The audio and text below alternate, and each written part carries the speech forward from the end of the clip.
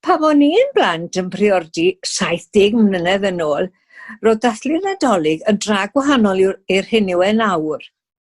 Roedd drama'r geni, o'n i'n cael ei galw, yn cael ei chwarae ar lwyfan y festri. A bryd hynny oedd llenni coch felfed ar flaen y llwyfan, ond wedyn rownd ochrau'r llwyfan ac yng nghefn y llwyfan, oedd na lenni hir o sati neu reion neu rhywbeth o'n nhw, ac oedd lle fynd mas trwy ochr dde, a wedyn os oedd eisiau cripian rownd yn dywel bach i'r ochr arall mwyn cael dod mewn o'r ochr arall, byddai rhaid i ni fynd fel llygod rownd y cefen. A oedd rhai ohonon ni'r merched, o'n i eisiau bod yn mair. Ond dwi'n yn credu i fi eriod gael bod yn mair, mae'n siŵr bod yn llais i lawer i ddŵ yn bryd hynny gan i soprano. A pobl fel Rhiannon Stevens neu Rhiannon Griffiths i byw yn Llandeilo nawr, ganddi hi lais pert, neu Janet Glodwick sydd erbyn hyn yn byw yng Nghaerffili, nhw oedd y rhai oedd yn cael y rhan, ac oedd rhai ohonon ni'r merched yn reit eiddigeddus. A wy'n siŵr taw dyn doeth oedd Silwyn, a felly taw bigel o 2 oed, dwi'n yn cofio'n iawn.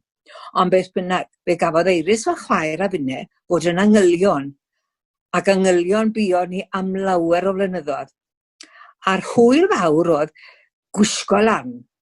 Mi fydde mam yn neud yn siŵr bod gyda ni gwn nos wen hir bob un, a sanau bach gwyn, a plimsolls neu daps bach gwyn. Ond y peth oedd yn bwysig oedd yr adenydd. Nawr oedd gan yn had 2 chwaer ddi-briod yn byw yn ymyl Llandysul, ac oedd gan nhw 2 ffrind di-briod hefyd, ac un o'r rheini yn Wynyddes. Ac oedd hi'n bwysig i ni'n dwy nawr i fynd cyn y Nadolig i gael yn mesur, i gael yr adenydd yma. Nid adenydd bach ar yn ysgwyddau ni o'n nhw, ond adenydd enfawr, o'n nhw'n dalach na'n pennau ni, ac o'n nhw'n mynd lawr dros yn cefnau ni, lawr hyd at yn coesau ni.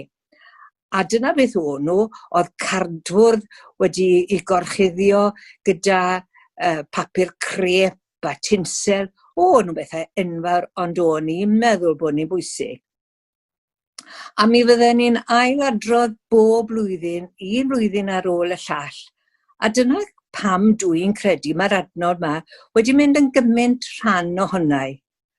Gogoniant i Dduw yn y goruchaf, ac ar y ddeiar ymhlith rhai tangnefedd i bob un.